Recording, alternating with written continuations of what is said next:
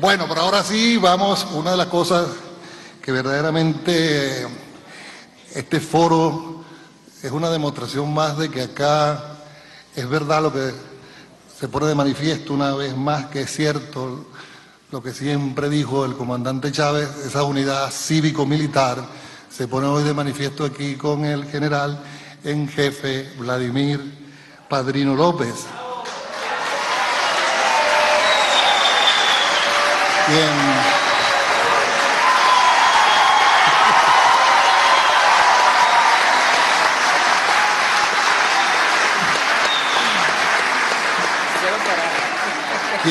Quien es el comandante estratégico operacional, y que bueno, hoy también acá como una sorpresa para nosotros, fíjense, yo le decía eso a Arle, Arle fue el primer moderador y habló mal de mí como siempre, él se la pasa en eso.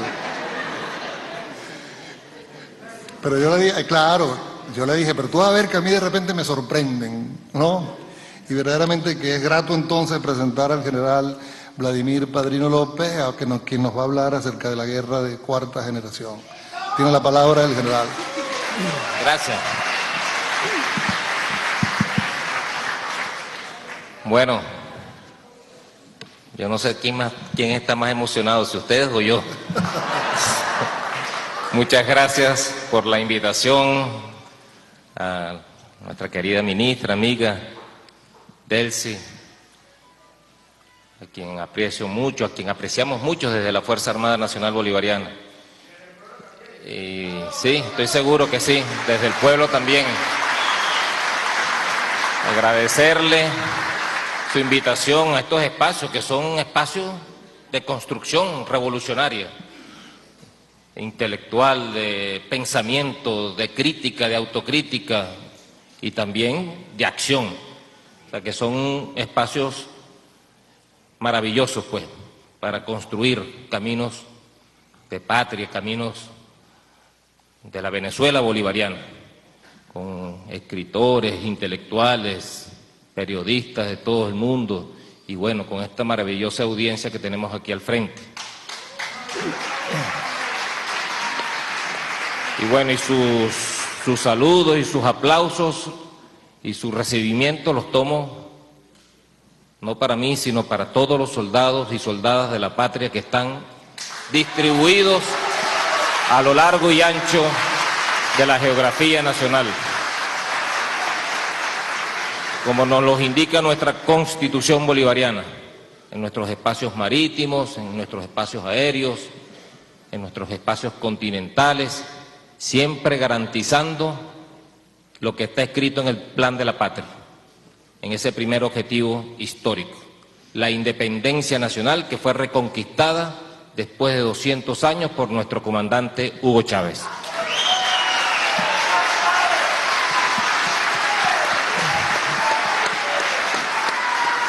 Y bueno, y además de eso, garantizando pues también nuestra soberanía y la integridad de nuestros espacios geográficos. Y bueno, cuando viene un militar a un espacio como este, tan rico en su contenido, bueno, a veces lo primero que puede venir es la palabra guerra. Sin embargo, fue tanto el humanismo que el comandante Hugo Chávez le imprimió a la Fuerza Armada, que la transformó y le dio una nueva concepción filosófica, no solamente en la aplicación del poder militar, sino en la unidad cívico-militar, que tanto critican por allí.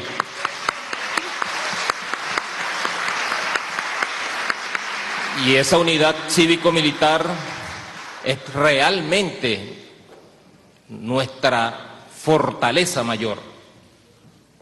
Cuando el presidente Chávez da el paso, uno de los pasos más revolucionarios en la Fuerza Armada fue la creación de la milicia bolivariana, que es el pueblo en armas, el pueblo organizado, el pueblo articulando y complementando a la Fuerza Armada Nacional permanente, activa.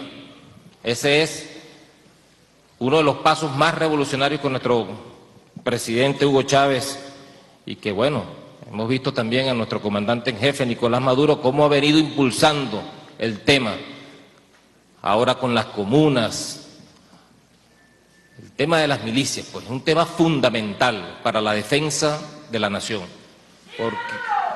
que viva, porque eso es prácticamente imposible ante las asimetrías globales que existen desde el punto de vista militar, que nosotros solos, los militares, asumamos el tema de la guerra, o mejor dicho, de la defensa de la nación.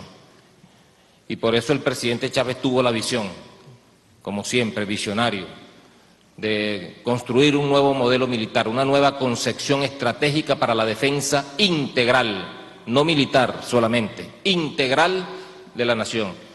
Y por eso estamos aquí, con un proceso bolivariano y revolucionario en marcha que se fortalece cada día más a propósito de esas premisas que nos llevó a los soldados de los cuarteles, a los barrios, a los campos, a las comunas, a las fábricas, a integrarnos todos como un solo cuerpo monolítico en función del progreso, del desarrollo, de la igualdad social.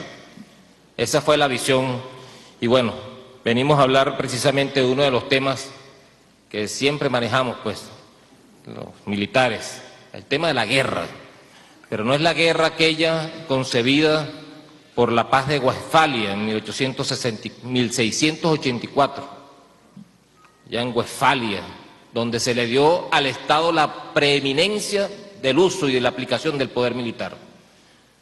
¿Por qué se llama de cuarta generación? Bueno, porque a partir de allí surgió una primera generación, tomando en cuenta pues que la guerra como subproducto de la civilización tuvo su origen precisamente cuando se empezaron a constituir las sociedades. Y es a partir de allí cuando comenzamos a categorizarla de primera generación, segunda generación, tercera generación, cuarta generación, y estamos hablando incluso hasta de quinta generación. La primera generación con unas características muy peculiares, militar, una guerra militar clásica de formaciones estructuradas, ordenadas por toques de corneta, donde la disciplina, la obediencia era lo que se imponía. Era lo que se imponía, las guerras napoleónicas. Y después, bueno, surgió con la aparición de la ciencia y la tecnología, bueno, el poder de fuego y el poder aéreo. Y surge entonces lo que llaman la segunda generación de la guerra. Ejemplo de ella, la Primera Guerra Mundial. Una guerra estática, de trinchera, pero con el uso del poder masivo del fuego, del poder de fuego, con aparición de la aviación militar. Pero también surge después, con mayor contenido militar, y ya no tanto obediencia, sino iniciativa en el campo de batalla, la tercera generación, que se circunscribe al tiempo de la Segunda Guerra Mundial, donde aparece el fenómeno de la guerra relámpago, aquella de los alemanes, el Blitzkrieg, guerra relámpago, con la aparición de los vehículos blindados, y bueno, eso le imprimió al campo de batalla una movilidad increíble, que hubo necesidad de imprimirle mayor velocidad a la tecnología que se aplicaba en el campo de batalla. Bueno, inteligencia, más movilidad, más protección blindada, más rapidez e iniciativa era lo que se imponía en esa generación de guerra, que era la tercera generación de guerra, como lo hemos visto. Pero después de ello comenzamos a ver, a partir del proceso globalizante, una nueva generación, que es la generación que hemos llamado de cuarta, que significa precisamente, bueno, la desconfiguración, el desdibujamiento del Estado-Nación, donde ya aquellos conceptos clásicos clausewitzianos de la continuación de la guerra, de la política por otros medios, o de la confrontación de estados y estados de forma violenta, comenzaron a apartarse y empezaron a darle paso a una nueva generación donde el Estado-Nación se desconfigura, se desnaturaliza y entran a jugar aspectos no estatales contra las Fuerzas Armadas del Estado. Es decir, es cuando se comienza a hablar entonces de guerra asimétrica, ese concepto que hemos venido también asomando, el concepto de la guerra asimétrica que la asomó en la misma doctrina norteamericana. ¿Bajo qué figuras? Bajo la figura de los conflictos de baja intensidad, bajo la figura de la campaña psicológica, bajo la figura del combate contra la moral, y ahí juega un papel fundamentalísimo los medios de comunicación como instrumento de esa campaña mediática psicológica que no busca otra cosa, de acuerdo a la doctrina de los Estados Unidos, de cambiar conductas en masa, usando propagandas, bueno, en sus distintas clasificaciones como ellos lo hacen. Propaganda blanca, donde se conoce la autoría, propaganda gris, donde no se conoce la autoría, y propaganda negra, bueno, donde la autoría de la propaganda es falsa. Y bueno, y todos los conceptos que ellos utilizan, ¿no? Porque para ellos realizan un estudio de operaciones psicológicas de una región o de un país en particular. De una región o un país en particular, un estudio completo. Y eso lo hicieron muy bien cuando fracasaron frente a Cuba, que comenzaron y agarraron a una cantidad de sociólogos y psicólogos y los sentaron en una mesa y empezaron a estudiar la idiosincrasia de pueblo a pueblo en Latinoamérica. Es decir, nos estudiaron de arriba abajo, cómo pensamos, cómo vestimos, si somos o no somos consumistas, etcétera, etcétera, etcétera. A pesar de que tenemos rasgos particulares, comunes en Latinoamérica, bueno, hay rasgos que nos distinguen, pues, y nos hacen diferentes de pueblo en pueblo. Bueno, en esa oportunidad, en 1965, crearon o hicieron un manual que se llamó el Manual del Perfecto Golpe de Estado en Latinoamérica, basado precisamente en el estudio socioeconómico, psicosocial de los pueblos. Y eso es un instrumento más de estudio de ellos para aplicarlo en Latinoamérica y aplicar sus intereses imperiales. Porque así como eso, tenemos también a Curcio Malaparte en 1931 en París, con su manual de las técnicas de golpe de Estado. Bueno, desde allí para acá se han desarrollado cualquier cantidad de técnicas. El derecho de proteger, que surgió de la guerra preventiva, de la doctrina de la guerra preventiva después del derrumbe de las Torres Gemelas, el manual del perfecto golpe de Estado, el manual de Gene Sharp del golpe suave, de la dictadura a la democracia. Bueno, una cantidad de bibliografía, de estudios profundos, precisamente para aplicarlas en este contexto de guerra de cuarta generación, que ya hay autores chinos en una obra que llaman Guerra sin restricciones, como lo decía al inicio, que están hablando de guerra de quinta generación. Guerra de quinta generación porque ya combina lo de la cuarta, pero ya con mayor niveles de maldad.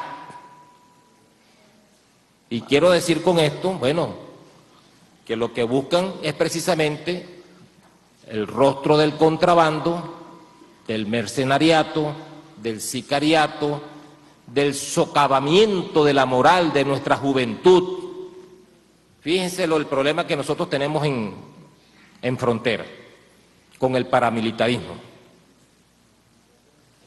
El maestro Brito, estuvimos conversando sobre una tesis.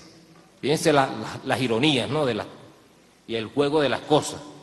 Cuando uno habla de guerra asimétrica, normalmente la plantea el débil. El débil. Nosotros no somos débiles, pero sabemos y conocemos la fuerza tecnológica y el poder militar de los Estados Unidos. De eso tenemos que estar conscientes. Pero cuando uno habla de guerra asimétrica, por ejemplo, uno la plantea del débil al fuerte, del David al Goliat. Pues no, hay un coronel que hace y que trabaja, un coronel retirado de los Estados Unidos que trabaja en el Centro de Estudios Estratégicos del Ejército Norteamericano, llamado Max Manwaring, que ha planteado la guerra asimétrica contra Venezuela. Y esto es digno de reflexión porque cuando se plantea la guerra asimétrica contra Venezuela es porque ya todas las otras formas posibles fueron infructuosas.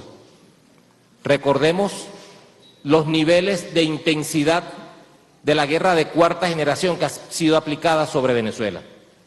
En el 99, en el 2000, el presidente Chávez, recién llegado al gobierno, instalando su revolución, ¿qué trataron de hacer en este contexto de guerra de cuarta generación? Un primer nivel, transnacionales, tratando de hacer perder la soberanía nacional, chantajeando o tratando de chantajear al presidente Chávez. Bueno, se consiguieron con un muro, una pared. Eso fracasó. Es decir, la guerra de cuarta generación desde afuera fracasó en ese momento. Pero después vinieron con un segundo nivel de intensidad, que fue la quinta columna, manejada precisamente por las transnacionales y por los poderes foráneos. Y bueno, allí lograron, con una intensa campaña mediática, que le hicieron ver al pueblo y al mundo que el presidente Chávez no tenía el piso popular con que había llegado al gobierno en 1999. Y era totalmente falso. Totalmente falso. El presidente Chávez nunca bajó los niveles de popularidad, pero le hicieron ver a buena parte del país y del mundo que el presidente Chávez estaba en el fondo, sin legitimidad, sin apoyo popular. Y ahí vino la arremetida aquella, grosera, no solamente contra él como presidente de la República, sino contra la democracia y contra la Constitución, cuando de un plumazo acabaron con ella en el 2002. Golpe de Estado. Pero las cosas de la vida, pues, aquello que nos empezó y que se estaba germinando, esa unidad cívico-militar brotó y lo trajo de vuelta. Ahora viene un tercer nivel de intensidad en esa guerra de cuarta generación, que es hacer perder la soberanía bajo la desestabilización. La desestabilización. ¿Cómo? Creando descontento en las masas populares, generando un ambiente de zozobra, de confusión, acompañado por un ambiente de guerra económica, de desabastecimiento. Y entonces tratan de manipular a la fuerza, a las bases populares, tratan de manipularlo en una situación ficticia, para que ese pueblo se rebele contra el gobierno. Ese es el tercer nivel y ese es el que estamos combatiendo hoy en día, con todas las guerras que nos han hecho, subsumido precisamente en ese contexto de la guerra de cuarta generación. Guerras económicas, guerras eléctricas, guerras mediáticas. Pero ahí está la semilla sembrada, ahí está la fortaleza. Yo siempre lo digo, el presidente Hugo Chávez logró sembrar en el corazón de los venezolanos la semilla de la conciencia patriótica. Esa patria que estaba desconfigurada, desdibujada, desaparecida la hizo despertar, la hizo despertar. Y eso está allí en los jóvenes. Aquí se ha tratado de manipular con el tema de los estudiantes. ¿Cuántos estudiantes tenemos en Venezuela? ¿Y cuántos estudiantes se han visto en las calles protestando? Unos pacíficamente, muy pocos por allí violentamente, pero otros manipulados y otros pagados, tarifados, tratando de desestabilizar, tratando de derrocar un gobierno legítimo y legal por la vía de la desestabilización. Mientras ocurría eso aquí en el este de la ciudad, bueno, en el oeste,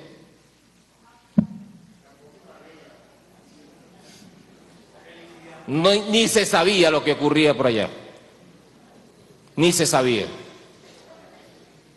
Entonces, bueno, ya se quedó demostrado, que estas protestas no fueron protestas espontáneas ni que salieron de un día para otro. Son protestas que fueron inducidas, financiadas, preparadas con mucho tiempo desde el exterior. Desde el exterior, preparadas. Y bueno, y parte de la guerra, esta de cuarta generación, se dio ¿cómo? Tratando de fracturar a la Fuerza Armada, tratando de dividirla, tratando de hacer ver al país, a la Fuerza Armada y al mundo que aquí había un Estado represor. Si alguien quiere saber y conocer de represión a los amigos del mundo, remítanse a los aciagos días del 27 y 28 de febrero de 1989.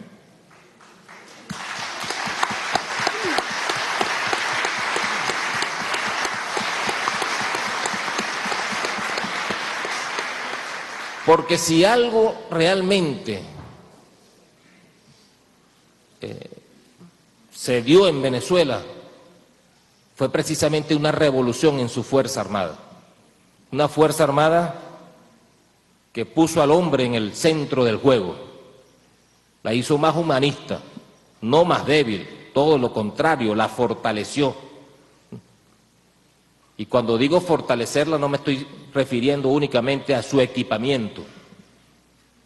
Bueno, vamos a detenernos en el equipamiento. ¿Qué hubiese pasado si a nuestra Guardia Nacional y a la policía también, por supuesto, no hubiese tenido la dotación para contrarrestar los niveles de violencia que se dieron en el país? Bueno, su dotación y su doctrina, porque cuando en la Cuarta República salía un Guardia Nacional sin doctrina, mal equipado, en línea de tiradores de infantería, con una peinilla en la mano. Bueno, hoy en día hay una doctrina de empleo que obedece al uso progresivo de la fuerza, al uso diferenciado de la fuerza. Y cuando nosotros tomamos el número de actuaciones militares para el restablecimiento del orden interno, el número de guardias nacionales que apoyaron a la Policía Nacional, empleados en todo el territorio, y vemos los casos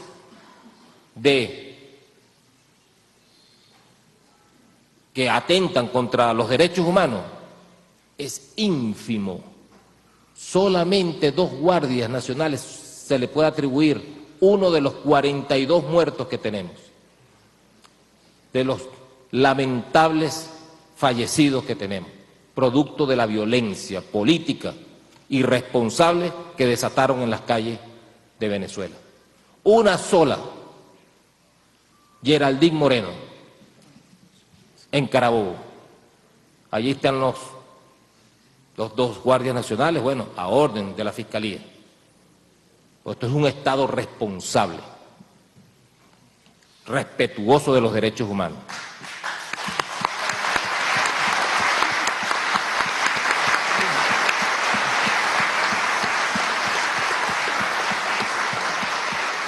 Entonces, ¿qué quisieron hacer? Manipular, tergiversar el término represión. El término represión. Bueno, la represión en su existe, ¿no? Desde el Leviatán de Tomás Hobbes hasta los estados modernos, pues, en distintos niveles. En distintos niveles. Pero ¿qué es lo que hizo la fuerza pública en estos últimos días? Todo ciudadano, artículo 55 de nuestra Constitución de la República Bolivariana de Venezuela, todo ciudadano tiene derecho a ser protegido por el Estado, su vida, sus bienes, al libre tránsito. Aquí la fuerza pública, y hablo de ello porque en primera instancia actúa la policía, pero cuando la policía es rebasada, dado los niveles de violencia, bueno, tuvimos que complementarla con un componente de nuestra Fuerza Armada que está especializado en el orden público, que es la Guardia Nacional Bolivariana. Ahí no hay ningún invento, ni es que la Fuerza Armada salió a la calle, no, no. Es el componente que según la Constitución atiende el orden interno y parte del orden interno es el orden público. Entonces, cuando cierran una avenida, bueno, el Estado está obligado a abrir la avenida. Abrir la avenida, para que la gente tenga su libre tránsito, para que la gente pueda ir a sus hospitales, para que los niños puedan ir a sus escuelas, para que cada quien vaya a su trabajo. Entonces no, un secuestro total. Y cuando digo de los altos índices de violencia en estas guarimbas, como las llamaron algunos, que yo las llamo responsablemente y de acuerdo a la ley, terrorismo.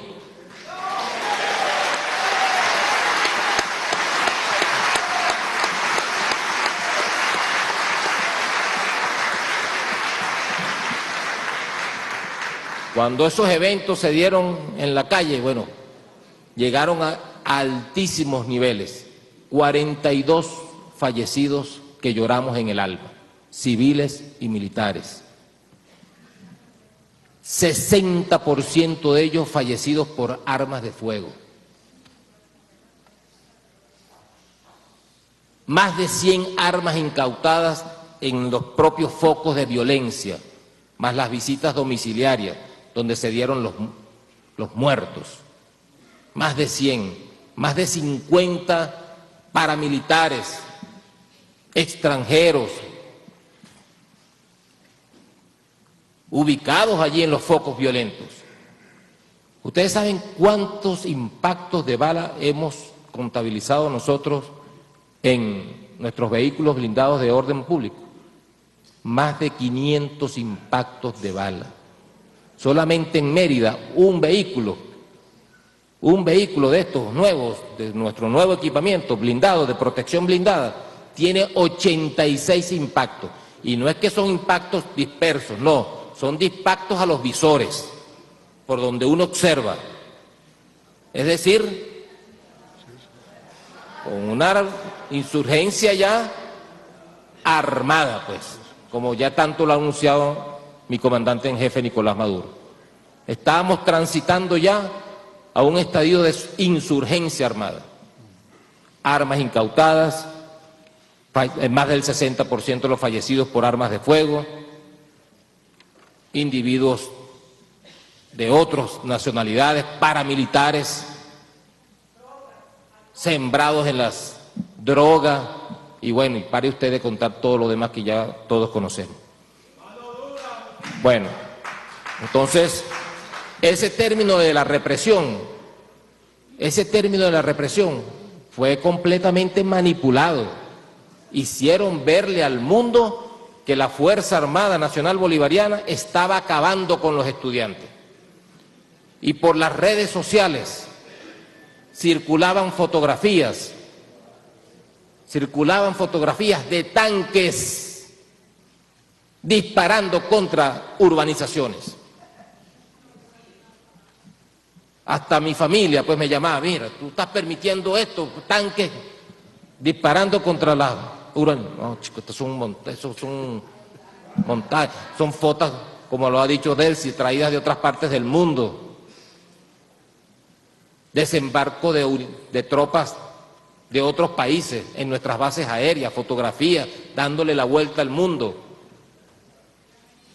Entonces, todo eso forma parte de la guerra de cuarta generación y que tenemos que nosotros tener conciencia de ello, porque decía que esta tesis del coronel Max Manwaring sobre la guerra asimétrica sobre Venezuela trae consigo características similares de lo que nosotros estamos llamando ahora guerra de quinta generación.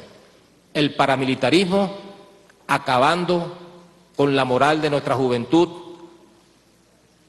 desplazando la fuerza del trabajo por el dinero fácil, contrabando, narcotráfico, mercenariato, sicariato. Hace 2 días, nuestra Fuerza Armada allá en la frontera, en Táchira, detuvo a 6 paramilitares con armas de altísima potencia. La pregunta es, ¿qué hacen en Venezuela? ¿Quién los mandó? ¿Quién viene aquí? ¿Qué vienen a hacer aquí? Esto es un territorio de paz y nosotros los venezolanos queremos paz.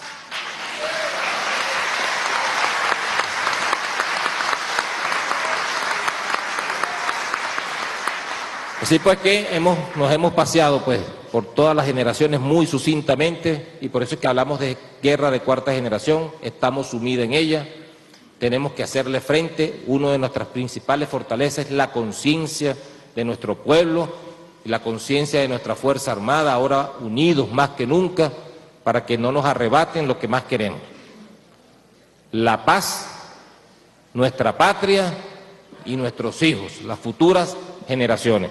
Y nosotros como Fuerza Armada Nacional Bolivariana garantizamos, nos convertimos, por instrucciones de nuestro comandante en jefe Nicolás Maduro, protectores del pueblo de Venezuela, protectores.